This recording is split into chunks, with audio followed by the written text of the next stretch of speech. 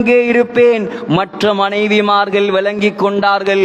ஸல்லல்லாஹு அலைஹி வஸல்லம் ஆயிஷா நாயகியின் வீட்டில் இருக்க ஆசைப்படுகிறார். அனைவரும் மனப்பூர்வமாக அனுமதி கொடுத்தார்கள். ஹஜரத் அலி ரதியல்லாஹு அன்ஹு வலப்புறத்தில், ஹஜரத் ஃபதுல் இப்னு அப்பாஸ் இடப்புறத்தில் நாயகத்தை தூக்கினார்கள், இரண்டு கையையும் தூக்கி. ஆனால் அவர்களால் தூக்க முடியவில்லை. ஸல்லல்லாஹு அலைஹி வஸல்லம் உடைய பாதங்கள் நிலத்தில் அறைபட்டு கொண்டே வந்தது.